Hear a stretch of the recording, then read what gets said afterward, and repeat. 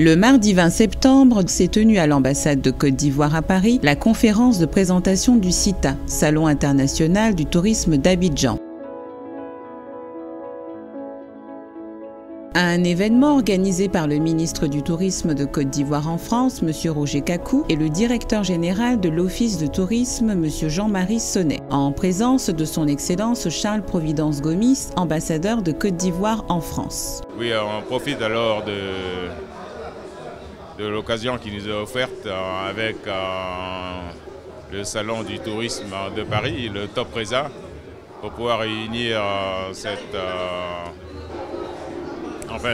tous les acteurs du tourisme de Côte d'Ivoire. Et vous savez que le marathon est une manifestation sportive, donc en l'une des niches sur laquelle l'administration du tourisme de Côte d'Ivoire se base pour la relance de notre activité touristique dans le cadre du tourisme sportif. On a le rallye de Côte d'Ivoire que l'on veut relancer et réinscrire au titre du championnat international des rallyes.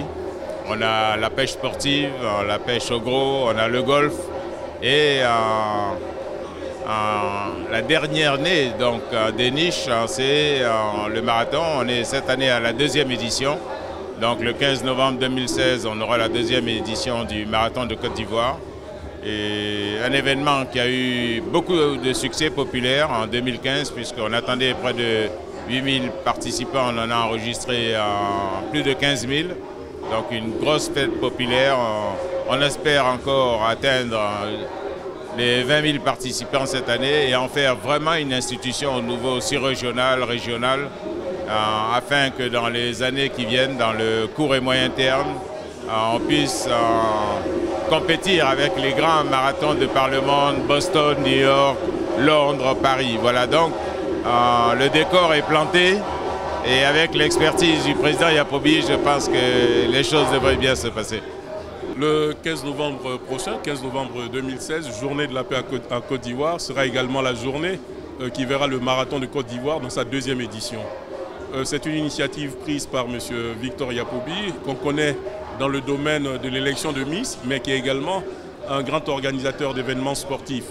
Nous encourageons au niveau du ministère des Sports et des Loisirs toutes les initiatives qui permettent une pratique régulière, une pratique du sport de masse, une pratique du sport pour tous. C'est pour cela que nous encourageons cette initiative et nous appelons tous les amoureux du sport de fond, des courses de fond, des courses d'endurance à venir participer à ce grand rendez-vous du marathon 2016 à Abidjan. Robinho, Rubinho, Ricardo, Rivaldo, Roberto, Roméo, j'ai pas fait mon rôle. En Italie, celui qui dit failli, c'est qu'il a tant pourri. Il est trop joli pour ne pas faire hihi. Même ma tante, en Italie. Et puis l'Italie n'est pas loin de la Libye. Et en Libye, il y avait Kadhafi qui n'avait plus d'alibi. Pour lui, c'est fini. Son fils a dit qu'il était au Mali avec Agni. Lui, on l'a pris, on veut l'envoyer au pays. En Italie, chez nous au pays, il y a aussi des lits. Ma tante, elle vend du placali à Makori. Quand tu viens à midi, c'est que tout est fini. Il y a même du riz et puis ça cuit. Si c'est fini, tu peux aller à Koumassi. Tu empruntes ton taxi, il y a aussi des maquis. Chez Tanti Kadi ou bien à Kissi. Il y a Martinique en Paris, même whisky. On dit que les bandits aussi viennent, dites basta posi. L'ambassade de Côte d'Ivoire à Paris a servi de cadre pour la présentation du Salon international du tourisme d'Abidjan aux professionnels du tourisme mondial. Marqué par une présence forte de Côte d'Ivoire Tourisme aux côtés de Top Reza Entreprises du voyage, l'un des plus importants prescripteurs de voyage de France pour la réussite du CITA 2017. Nous avons entrepris depuis 2-3 mois cette opération qui consiste à vous dire que la Côte d'Ivoire est bien et belle de retour. Nous sommes présents sur le circuit international. Nous participons effectivement à ces salons majeurs. Et nous avons pris comme cadre et prétexte l'ambassade pour vous présenter l'évolution du tourisme. Mais cela se fera dans nos échanges. Ici, il s'agit simplement de vous saluer et saluer tous ceux qui ont accepté de venir avec nous. Pourquoi nous sommes ici? D'abord parce que le tourisme est un acteur indispensable, incontournable. Tout commence par le tourisme, tout finit par le tourisme. Et la Côte d'Ivoire s'est sentie depuis 4 ans un peu boycottée. La destination est un peu boycottée parce qu'effectivement, nous n'étions pas une destination sûre sur le plan de la crédibilité, la sécurité. Mais comme on dit souvent, Bassam, Paris, puisqu'on va parler des attentats, nous sommes tous dans ce même recueillement chaque jour. Nous avons passé le cap. La France a énormément perdu, c'est vrai. Première destination au monde, il y a encore 1 an. La France a perdu. La Côte d'Ivoire peut-être renaît un peu. Nous sommes bousculés dans nos habitudes, notre culture, notre façon d'être, notre façon de vivre. Mais cela nous rappelle simplement que nous sommes des humains et que nous devons traverser avec beaucoup de tolérance ce qui se passe dans le monde. Personne n'est à l'abri, même pas la Côte d'Ivoire. Bassam a souffert, Nice a souffert, nous avons tous souffert. Nous remontons pour nous dire qu'il faut serrer les coudes, aller ensemble, pour que les destinations ne meurent pas. Je suis ici pour vous présenter d'abord un premier événement. Là, M. Yacoubi en parlera mieux que moi, le 15 novembre 2016, le marathon de Côte d'Ivoire. Retenez bien la date, 15 novembre 2016, marathon de Côte d'Ivoire. Ensuite, vous aurez le 28 avril, du 28 avril au 1er mai, le CITA, Salon international du tourisme d'Abidjan, qui l'an dernier a fait quand même 34 000 entrées. Plus de 200 exposants se veut par cette organisation la première destination touristique de l'Afrique de l'Ouest. Nous sommes convaincus que nous allons y arriver en mettant les moyens, en mettant un sens à ce que cette manifestation soit le marché du tourisme africain. En tout cas, le marathon de 2016 va se passer, comme il a dit, le 15 novembre prochain. Ce marathon est un marathon que nous voulons populaire. Effectivement, en dehors du marathon qui est vraiment consacré à des athlètes aguerris, nous avons inscrit plusieurs distances, 3 km pour les gens comme nous qui avons 60 ans et qui pourront marcher, les 10 km pour ceux qui ont l'habitude de s'entraîner, un semi-marathon de 22 km, de 22 km, et le marathon qui sera ouvert vraiment aux professionnels, que nous avons voulu ouvrir à toute la sous-région, Afrique de l'Ouest d'abord. On va dire aux Kenyans d'attendre un peu parce qu'ils vont venir prendre tout le bâton. Il faut savoir que le marathon en lui-même, le premier prix, c'est 10 millions de francs CFA, ça fait 15 000 euros. Et tout le monde est pratiquement récompensé puisque il y a les différentes catégories et toutes les catégories sont représentées. L'année dernière, nous avons eu pratiquement 15 000. Cette année, nous attendons 20 000 participants. Je tiens à préciser que pour la deuxième année, c'est un marathon qui est encore gratuit. Et je le fais, ce marathon, avec la supervision technique, parce que moi, je ne suis pas un technicien, effectivement, du marathon, avec de mes amis qui sont là, des A-Sport, qui organisent le marathon de Nice et qui participent aussi au marathon de Paris. Pascal Thierry est là, Didier il est là. Ce sont ceux qui nous accompagnent sur le plan technique. Je tiens à préciser que c'est un marathon qui est homologué. C'est un marathon qui va aller de l'avant. Nous espérons que d'ici 3 ans, nous allons conquérir pratiquement l'un des meilleurs marathons d'Afrique noire. Dans 6 ans, l'un des meilleurs marathons d'Afrique tout entier. Et après, on va commencer avec le marathon de Boston. On va les attaquer. En juillet 2017, l'année prochaine, la Côte d'Ivoire organise le 8e jeu de la francophonie. 4000 athlètes, compétiteurs seront reçus. Et l'organisation se passe très bien. Vous savez, le défi, chaque fois qu'un pays organise les Jeux, c'est les retards. Face à des retards qu'on avait commencé à accumuler, le président a eu cette idée lumineuse, pour la première fois, de nommer un ministre spécialement chargé des Jeux de la francophonie. Nous sommes au 8e jeu, c'est bien la première fois qu'on a un ministre chargé uniquement des Jeux. Alors là, cela donc, va relancer l'organisation. Et l'autre idée lumineuse, c'est d'avoir choisi le gouverneur d'Abidjan. C'était la personne qu'il fallait, le ministre Begremambé, et donc qui malheureusement n'a pas pu être présent parce que c'était lui qui devait prendre la parole. Et il me charge donc de vous transmettre les salutations et de vous dire que les choses se passent très bien. Le village des Jeux est en cours, les travaux ont été lancés avec toutes les commodités, tout sera prêt à temps. Les infrastructures sportives seront livrées fin octobre et toute la ville d'Abidjan est mobilisée, les chefs de village, les chefs religieux, les artistes, les jeux, et tout le monde pour que ce soit vraiment la grande fête de retrouvailles, de la paix, de l'unité, de la réconciliation. Et donc, on n'a malheureusement pas assez de temps, il y avait un petit film qu'on voulait vous passer, mais enfin. Donc voilà en gros ce que je peux vous dire des Jeux. Il y a 50 pays, donc vous savez, dans la francophonie, il y a 50 États membres et 23 États observateurs, ce qui fait 80 États. 50 sont déjà inscrits pour participer aux Jeux. Nous attendons donc que les autres viennent s'inscrire. Le ministère des Sports et des Loisirs voudrait féliciter Monsieur le Président Victor Yacobi pour cette initiative heureuse. L'année dernière, nous avons réuni 15 000 participants et je peux vous dire que ça a été une véritable fête populaire.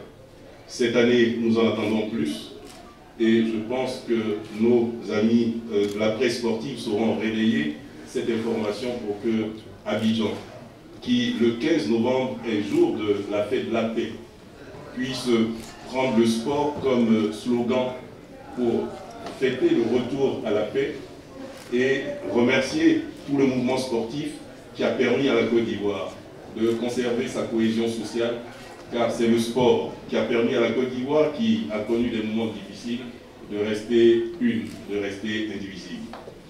La Côte d'Ivoire qui gagne, c'est la Côte d'Ivoire sportive. Le président, son Excellence Alassane Ouattara, chaque fois qu'il parle de la Côte d'Ivoire qui gagne, parle du succès des événements en février 2015 en Guinée équatoriale. Mais aujourd'hui, il faut parler aussi de la Côte d'Ivoire olympique qui est revenue avec une médaille d'or et une médaille de bronze. Il faut parler aussi de la Côte d'Ivoire paralympique qui revient avec une médaille d'argent. Il faut parler de la Côte d'Ivoire qui va organiser les Jeux de la francophonie en 2017. Il faut parler de la Côte d'Ivoire qui organisera en 2021 la CAN, la Coupe d'Afrique des Nations.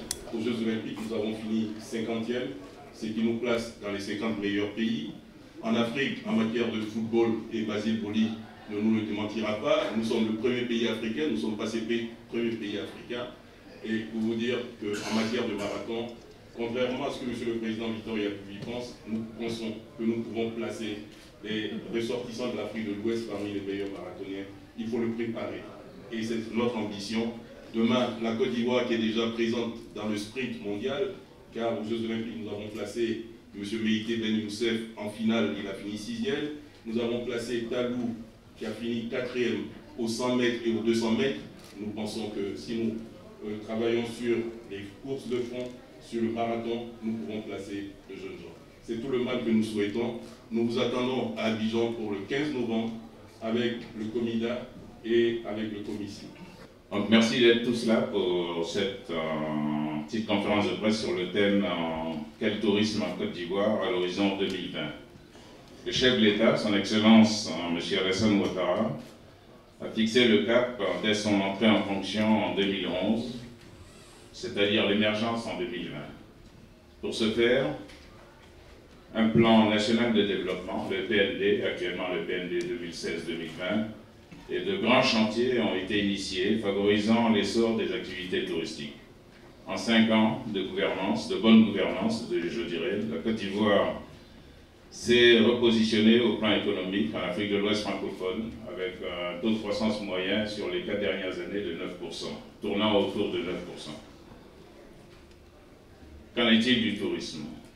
Pour notre part, nous entendons impulser un tourisme diversifié, compétitif et durable.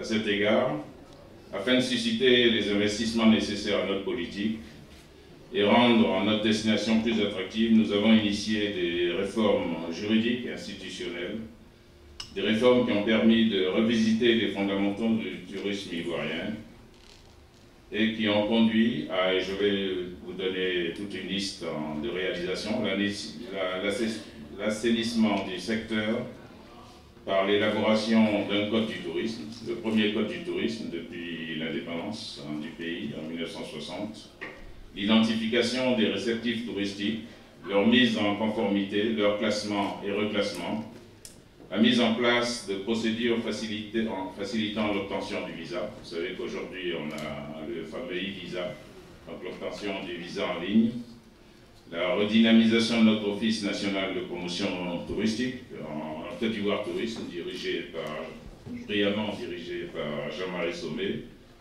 la restructuration de notre fonds de développement touristique, le FDT, la mise à disposition d'un code d'investissement incitatif, et on travaille actuellement à un code d'investissement spécifique au secteur du tourisme qui donnera donc des avantages additionnels aux investisseurs dans le secteur du tourisme, la mise en place d'une police touristique, sujet d'actualité aujourd'hui de par le monde, l'implémentation d'un compte satellite du tourisme, la délimitation des zones foncières touristiques, la dynamisation du tourisme interne avec la création d'unités hôtelières écologiques près des sites touristiques dénommés les relais pilotes.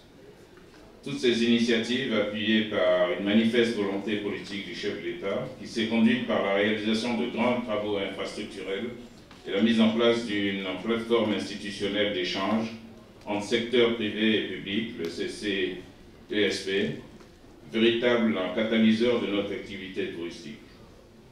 Les signes précurseurs de cette avancée vers nos objectifs sont un boom du tourisme d'affaires et de congrès, un parc hôtelier en croissance exponentielle. On avait 46 500 lits en 2011, 56 000 lits en 2014 et on prévoit 61 000 lits en 2016. Avec la paix sociale et la stabilité économique retrouvée, nous avons bon espoir d'atteindre nos objectifs d'émergence. En préparation d'événements majeurs, Marathon d'Abidjan, les Jeux de la francophonie, la Cannes 2020, la Côte d'Ivoire enclenche l'annonce de l'émergence d'un pays en marche vers la croissance. C'est un événement sportif, donc je suis sportif. J'espère y participer, au moins au départ, à l'arrivée, je ne sais pas. Mais ce genre d'événement donne une image positive à la Côte d'Ivoire, donc tant mieux pour nous et surtout